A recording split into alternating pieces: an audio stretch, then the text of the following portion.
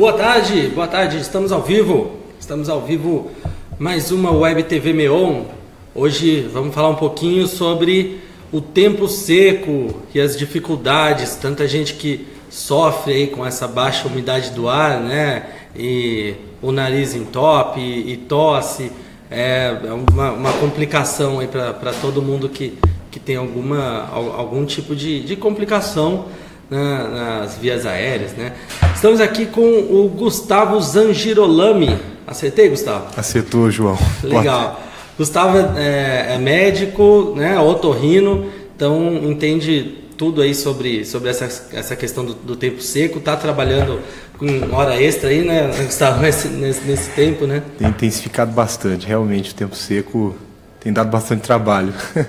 Com certeza. E você pode participar, né, mandar suas perguntas aqui pra gente, né? Pode ser pela live do Facebook, pode nos mandar aí pelo nosso WhatsApp. Fiquem à vontade, a gente sabe que bastante gente tem muitas dúvidas, né, a respeito dessa questão. Então, estamos aqui para saná-las. Bom, vamos começar só dando alguns dados de hoje, né? Em Taubaté, a gente teve aí uma umidade relativa do ar de 29% hoje, e São José dos Campos de 30%. As duas maiores cidades aqui da região estão aí em estado de atenção. Doutor, primeiro para a gente começar, o que significa esse estado de atenção, né? Até 30% da umidade relativa do ar. Como é que o pessoal pode se preparar para isso, né? Na prática, o que isso significa? Na verdade, a Organização Mundial de Saúde ela tenta delimitar uma situação de alerta quando a umidade se estabelece muito baixa, né? Então a gente costuma dizer que abaixo de 30 já você começa a entrar no nível crítico, nível mais grave.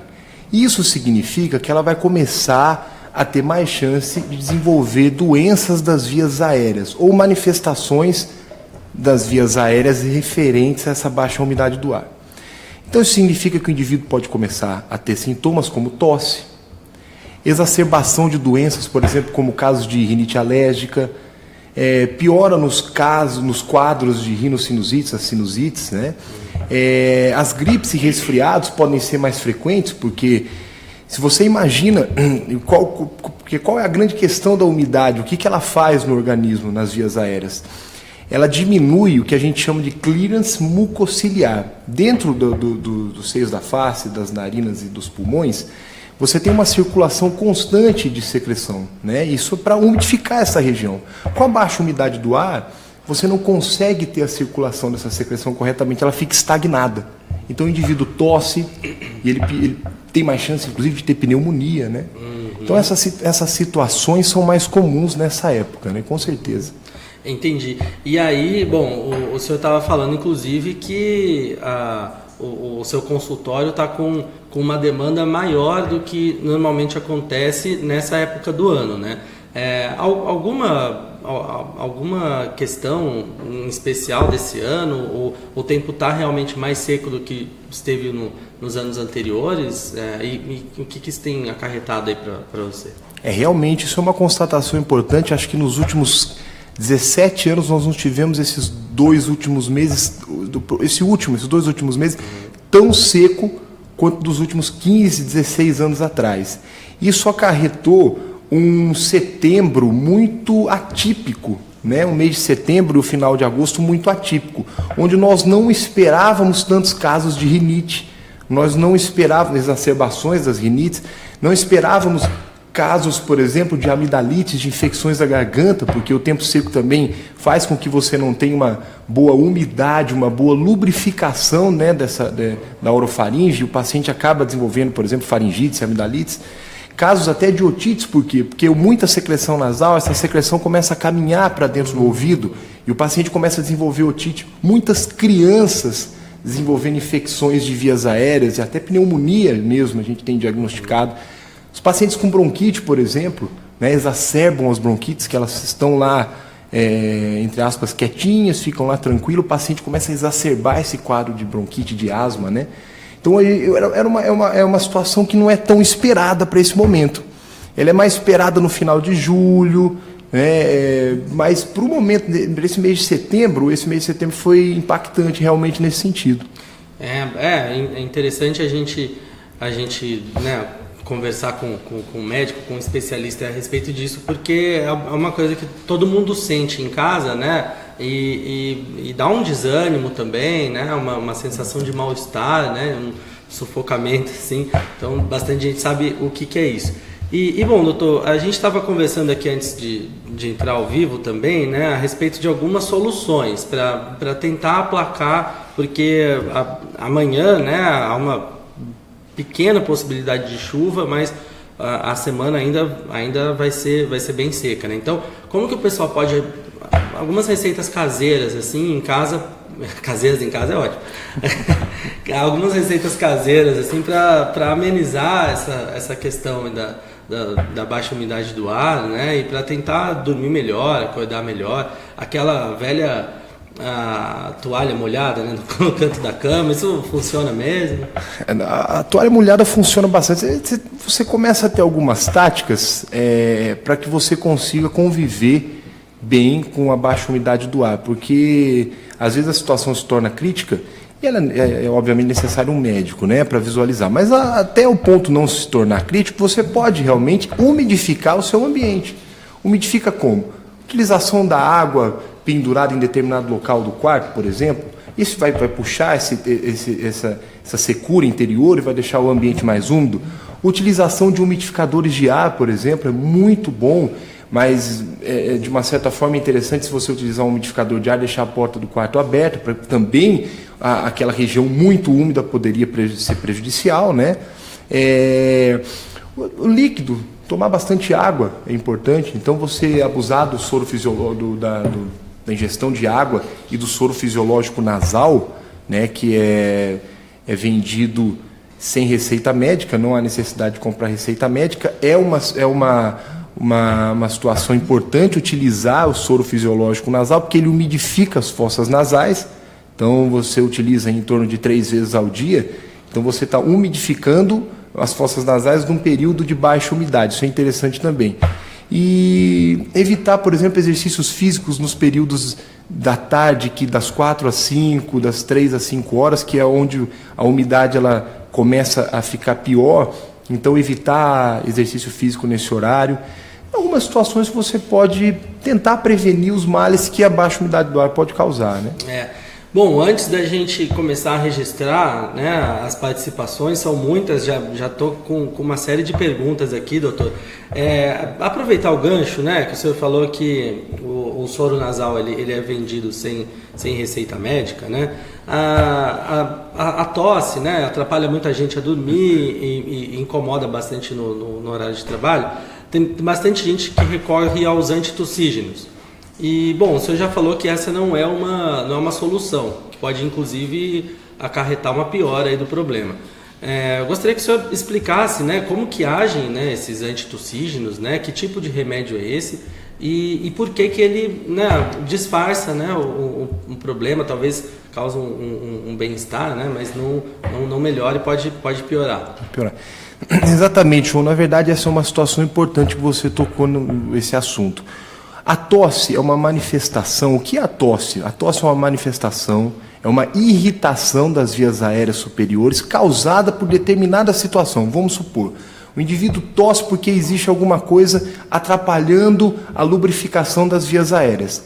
Então ela é uma manifestação fisiológica. O que é fisiológico? Você deve tossir para eliminar a secreção estagnada ou para eliminar a doença que está atrapalhando essas regiões das vias aéreas. Quando você usa um antitussígeno, um xarope para diminuir essa tosse, você pode estar fazendo com que aumente o número de secreção, aumente a quantidade de secreção dentro das fossas nasais, das narinas ou dos brônquios, dos pulmões, e o paciente piorar a doença que está causando a tosse. Então não é tão interessante usar um antitussígeno, é óbvio que em algumas poucas situações você usa um antitussígeno, mas é muito mais interessante fazer o que nós estávamos dizendo, umidificar o ambiente, umidificar essa via aérea com líquido, hidratação e soro fisiológico nasal.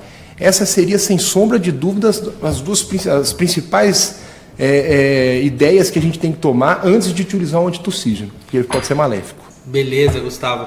Bom, vamos começar a registrar aqui, né, as dúvidas aí dos internautas. A gente vai começar com a dúvida de um colega nosso aqui do MEON, o Marcos. Ele mandou um WhatsApp aqui para mim, e declarando aqui, ó, pergunta minha: fiz uma cirurgia de adenoide e desvio de septo com um médico aos 14 anos. E aos 20 foi um outro especialista e ele falou que eu deveria refazer a cirurgia, pois teria um buraco entre as duas vias da narina. Cirurgia antes ou durante a fase de crescimento pode, ou não é indicado?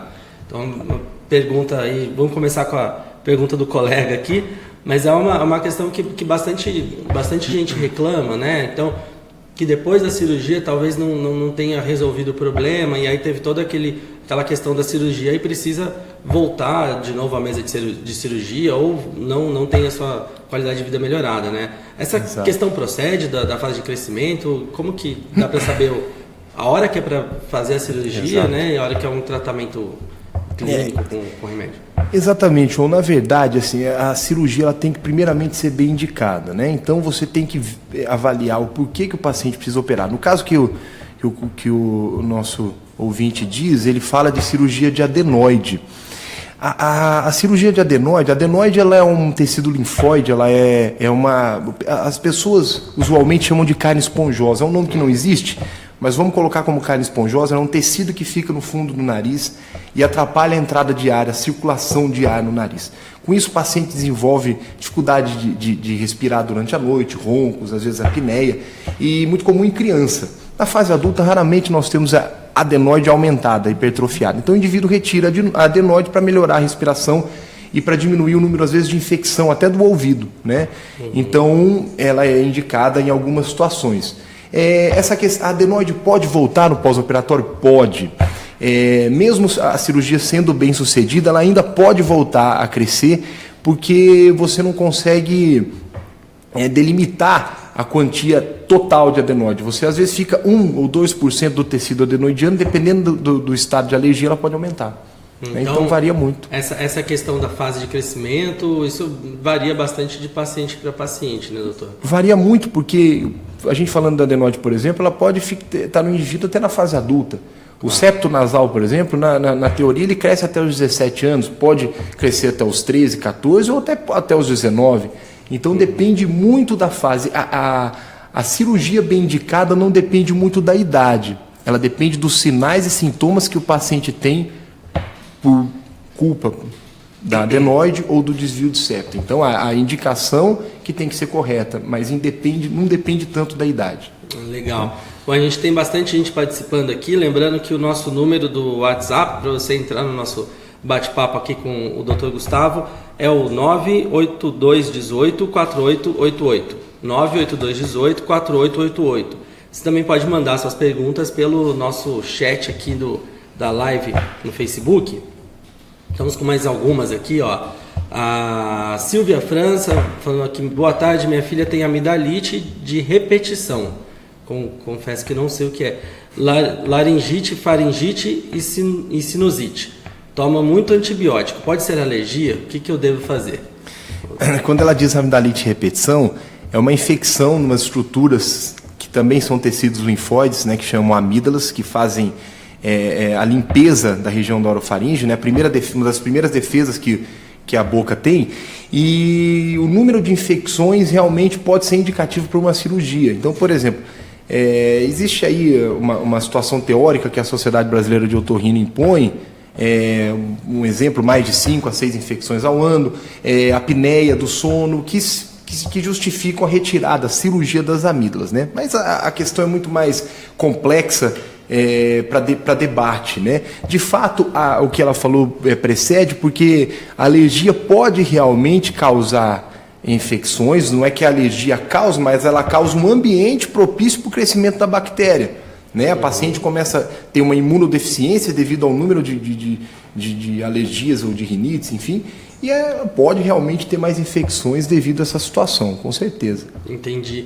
Bom, respondido, Silvia. A gente vai registrar mais perguntas, né? Eu só queria voltar à questão da temperatura e da umidade relativa do ar. porque conversando antes, né, doutor, o senhor falou que às vezes não, né, que a amplitude térmica ela é mais danosa do que uma baixa temperatura. Então eu gostaria que o senhor, né, falasse um pouquinho aí sobre essa questão da amplitude térmica, né? Lembrando que a questão da amplitude é essa, né? Da máxima muito alta, mínima muito baixa, né? Então fica essa variação muito grande de temperatura. Por que isso é tão danoso, né, para o nosso organismo, doutor? Na verdade, a amplitude, quanto maior a amplitude térmica, pior para o organismo. Na verdade, isso funciona da seguinte maneira. Vamos supor que a máxima do dia ela se situa em torno de 33 e a mínima em torno de 11. A dificuldade que a mucosa nasal e a mucosa da via aérea inferior, dos brônquios, dos pulmões, tem para se adaptar é muito grande. Porque ela está começando a se adaptar com aquela temperatura mais baixa, de repente, de uma forma mais súbita, ela cresce. Então isso causa um desarranjo nessa região das vias aéreas, um acúmulo de secreção nas vias aéreas e um aumento, por exemplo, do sintoma como a tosse. Então a amplitude térmica junto com a baixa umidade do ar é uma situação muito ruim para o organismo, pensando nas vias aéreas superiores e inferiores. É pior, porque, né, falando com vamos ver assim o sentimento ali que a gente tem, né? É pior sair de um lugar muito frio ir para um lugar muito quente e seco ou o contrário? Porque a impressão que dá, né, quando você vai entrando num shopping, por exemplo, tá caminhando ali naquela temperatura muito quente, vai almoçar, entra no shopping e dá aquele refresco, assim, né? A sensação é boa, mas na hora que você sai, a sensação é bem ruim mesmo, né? De falta de ar às vezes e tal. Tem alguma relação, assim, de um para outro é melhor do que do outro para um? Na verdade não tem, é igual, né? A situação ela é ruim do mesmo jeito, você sair de um ambiente muito frio para um muito quente para um muito frio. E cai nessa mesma situação que eu disse de adaptação das vias aéreas. Adaptação do nariz que recebe esse ar e dos brônquios que recebem esse ar. Ele está ali acostumado com uma determinada temperatura de ar que está entrando e circulando nessa região. De repente essa temperatura caiu ou mudou muito, ou se tornou muito seca. A adaptação pode demorar, depende do indivíduo. E aí, com isso, essa secreção que nós tínhamos falado inicialmente, que circula nessas regiões, ela pode estagnar, e aí causando os processos que a gente tinha comentado anteriormente. Bom, lembrando que você é internauta, pode participar com a gente, nosso bate-papo aqui com o Dr. Gustavo, Gustavo Girolami. O Gustavo está respondendo aí um pouco sobre essa sensação, né, de mal-estar que a gente tem durante esse tempo muito seco, né? Lembrando que a umidade relativa do ar em Taubaté hoje está de 29%, São José de 30%, são os dois em estado de atenção, né? Então a gente está nesse estado de atenção aí já uns bons 2 meses, né? Então, vamos voltar aqui a trazer um pouquinho do pessoal que está assistindo, ó.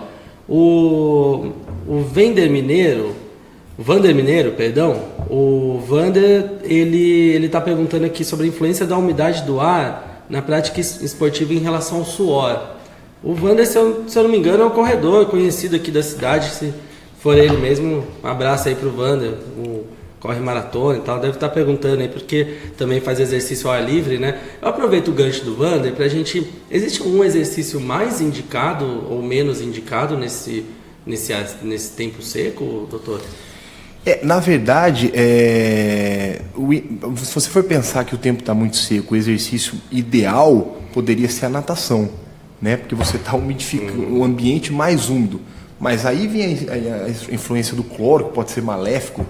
A gente, sem entrar, sem particularizar muito, a natação seria interessante. O Vander, ele falou uma coisa interessante aí, porque o que acontece? Ele fala sobre o suor aumentar. Realmente, a adaptação do corpo ao clima seco, ela pode ter relação com esse aumento do suor. Então, o Vander, por exemplo, como um maratonista, um atleta de alta performance, o ideal seria ele evitar correr durante esse período. Primeiro porque as vias aéreas dele não vão estar bem adaptadas, por exemplo, a este horário que nós estamos falando, né?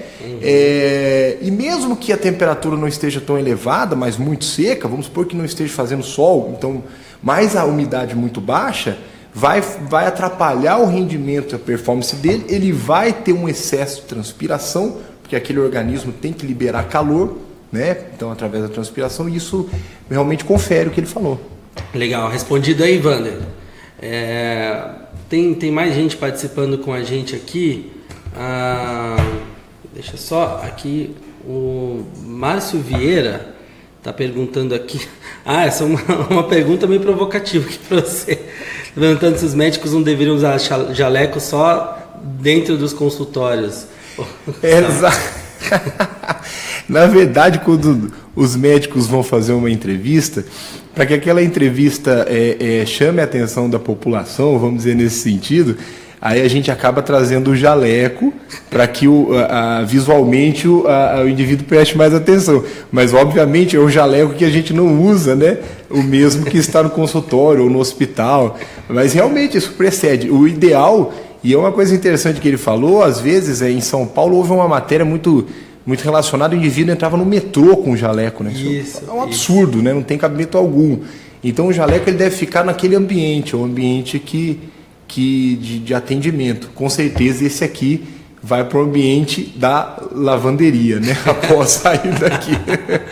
Legal, Márcio, respondido aí, mas boa. O Márcio é tá certo. Um internauta observador aí, já deu para saber. Bastante gente participando com a gente, lembrando aqui que o nosso WhatsApp é o 982184888.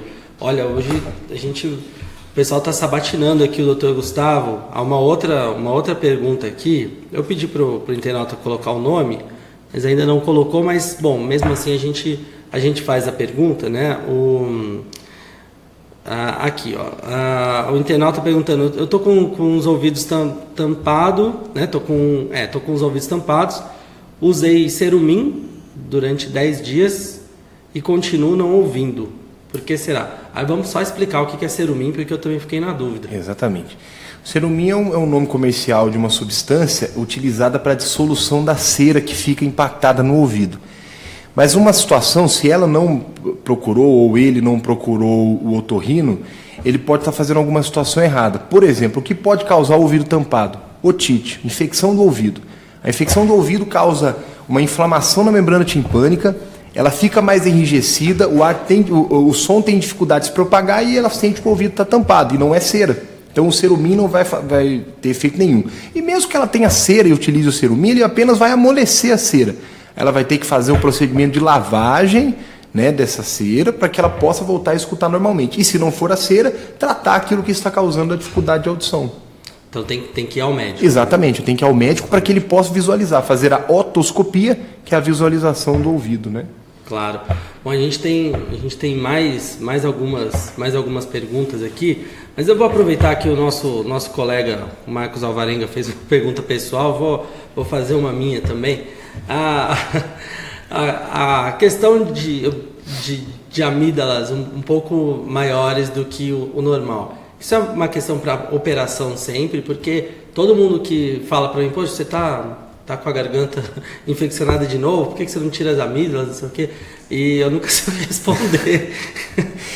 Aliás, isso é uma questão comum no consultório, João, porque é uma dúvida realmente muito comum. Essa questão da amígdala grande, se ela não causa obstrução das vias aéreas, ou seja, você não apresenta ronco, você não apresenta amidalite de repetição, ela não está causando nenhuma dificuldade para o seu bem-estar, ela não deve ser retirada cirurgicamente. Agora, você tem acúmulo de cásium é os restos alimentares que se acumulam na amígdala, você tem amidalite de repetição, você tem ronco e apneia do sono, e aí isso influi uma série de situações.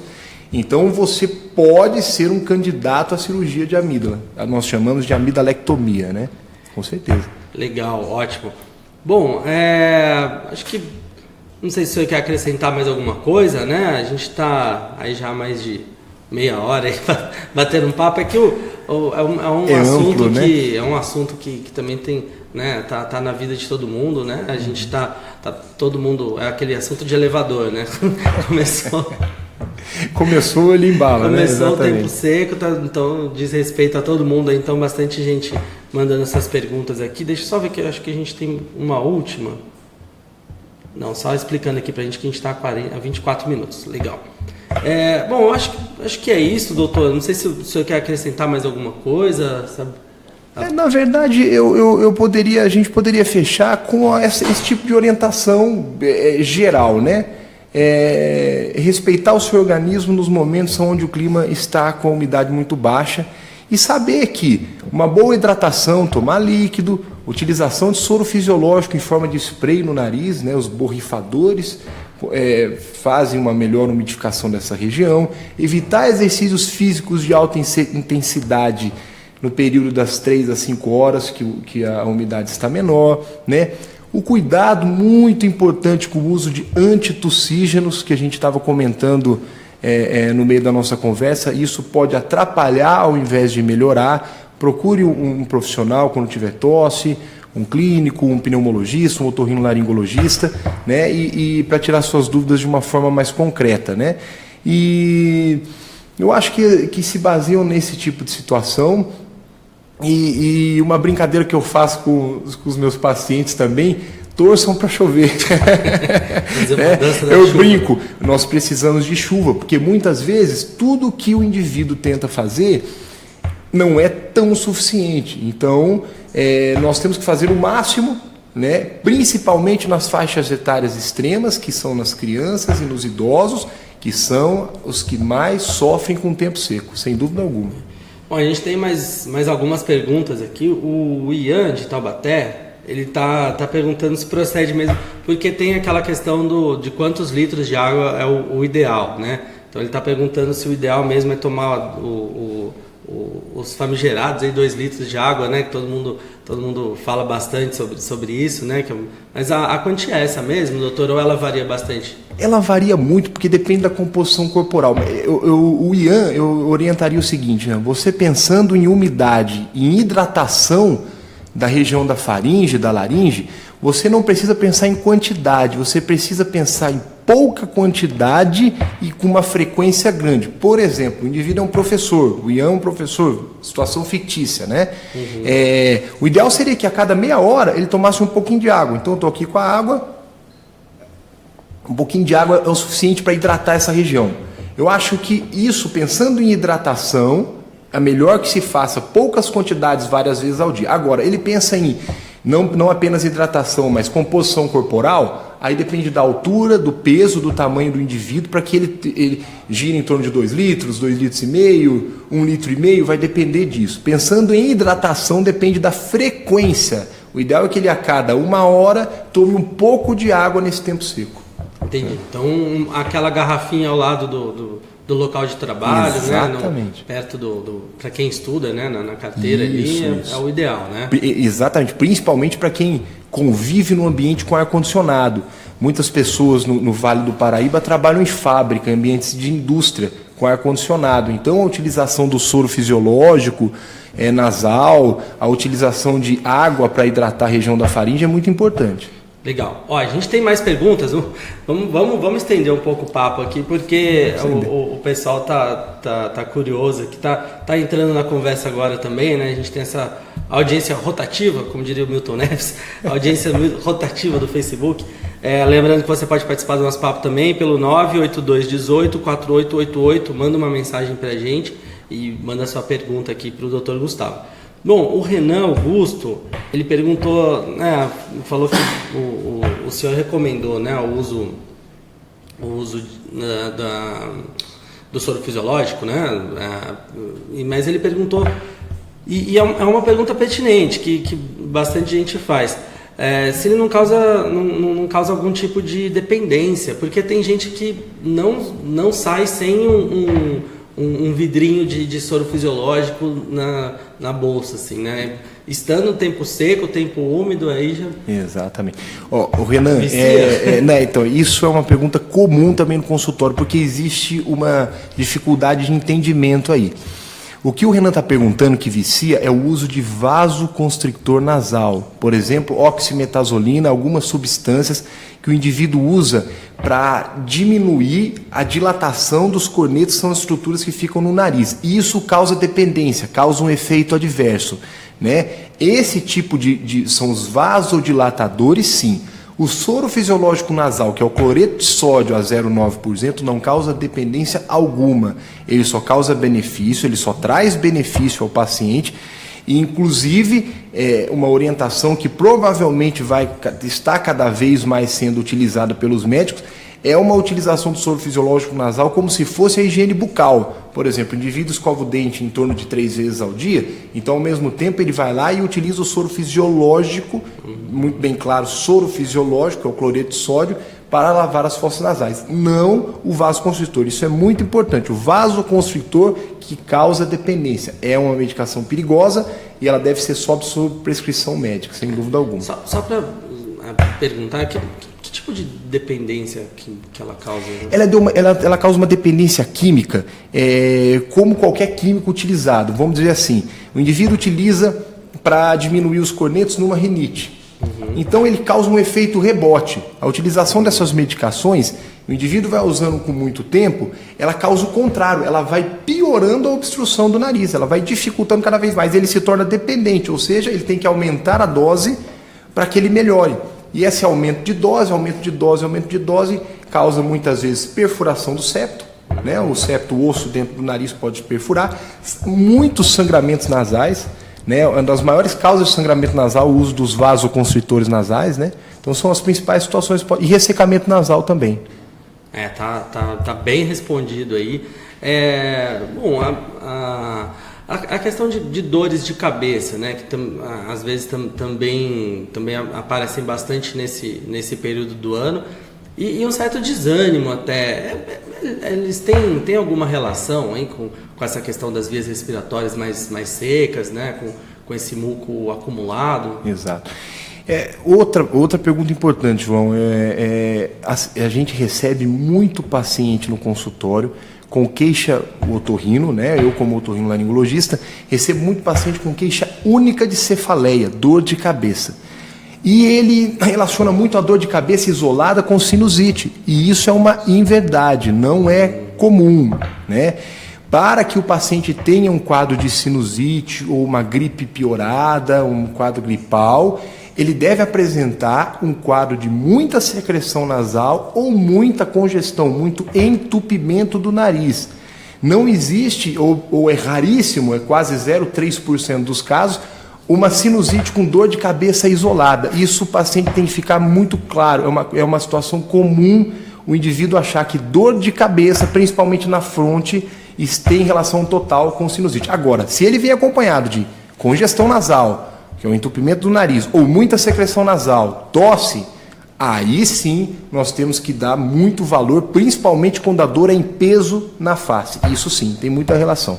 Legal. O Felipe Marinho, que acompanha a gente aqui, ele está perguntando a respeito de tratamentos alternativos. Ele disse que sofre bastante, já fez a operação e que continua, né, é aquela questão que a gente falou, né, da operação e que não deu o resultado esperado, e ele diz que ele usa bastante parece um bule que coloca numa narina e sai pela outra, né? Ele disse que isso tem aliviado bastante, se é recomendado, né?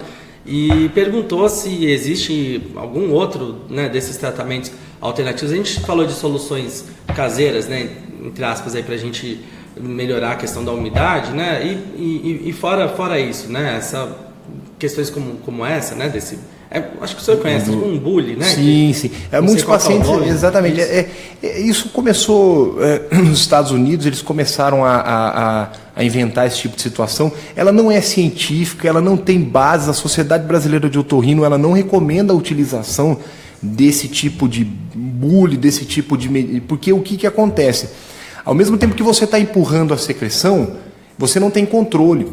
Quando você utiliza essa substância, você pode, como eu disse, existe uma comunicação do fundo do nariz com o ouvido chamada tuba auditiva. Você pode empurrar a secreção para essa tuba auditiva e a secreção vir a entrar no ouvido médio, dentro do ouvido, e causar uma otite, por exemplo. Então é muito melhor você utilizar o soro fisiológico em forma de spray, né, de borrifadores em spray, do que esse tipo de situação. Alguns pacientes realmente têm benefício, mas não tem nada comprovado ainda, né? Agora é muito melhor ele avaliar, o Renan, eu orientaria o seguinte... Felipe, né? O Felipe orientar o seguinte, Felipe, na verdade, o próximo do ideal para você seria procure um profissional da área, um otorrinolaringologista, né, no caso, se for as vias aéreas superiores. Converse com ele, porque você pode ter um quadro de rinite alérgica mal compreendido, mal tratado. Então, você tratando sua rinite alérgica por um bom tempo, você melhora esse quadro de rinite alérgica e melhora essa obstrução nasal. Então, o ideal seria você fazer um acompanhamento médico sério para saber o que está acontecendo com você. Legal, respondido aí, Felipe. Bom, o papo vai andando e a gente vai recebendo mais dúvidas, né? Eu acho que a questão do medicamento que causa dependência, acho que assustou um pouco o Augusto Millet, ou Millet, que escreve, mas acredito que seja Millet, não tenho certeza. Depois você manda pra gente aqui para ver se está certo, Augusto. Ele falou o seguinte, que toma cloridrato de oximetazolina. Isso, exatamente. Um frasco a cada 2 dias, perguntando se isso faz mal. Muito mal. Faz muito mal, Augusto, porque o que acontece? Aquilo que a gente falou da dependência química, né? Toda droga pode causar uma dependência química, né? Então, algumas com mais intensidade, outras com menos intensidade. Então, essa droga, a oximetazolina, que é um vasoconstritor, ele tenta trazer um benefício nos primeiros dias de uso. Se você utiliza 2 frascos dessas medicações a cada 2 dias, você está usando uma dose altíssima. Nós otorrinos só usamos esse tipo de medicação por um tempo aproximado de 5 dias, quando o paciente apresenta muita secreção nasal. Ele precisa estar com um quadro, por exemplo, de sinusite para que a gente utilize essa situação, né? Um pós-operatório, muitas vezes, né? de uma cirurgia nasal. Então ele deve realmente procurar ajuda médica, porque ele deve fazer o desmame, que nós chamamos de desmame da droga, né? Ele vai diminuindo essa medicação com o tempo, até que ele não precise mais usar, e substitua ela pela medicação adequada. Esse seria o ideal. Legal, acho que tá respondido, né, Augusto? Espero que você consiga aí encontrar um médico, né, e melhorar esse quadro aí. Bom, doutor, agora já chegamos aos 40 minutos, né, quase um primeiro tempo aí inteiro, né? Então, antes de irmos para os acréscimos aí, eu gostaria de agradecê-lo, né? Muito obrigado. A sua disponibilidade. Eu sei que é um assunto muito, muito interessante, interessa todo mundo, como eu falei, é aquela conversa de elevador, né? E a gente sabe que o senhor está com um trabalho dobrado, né? Justamente por causa dessa condição térmica. Então, agradecê-lo aí por ter vindo visitar a gente. E quiser deixar um último recado aí, fique à vontade.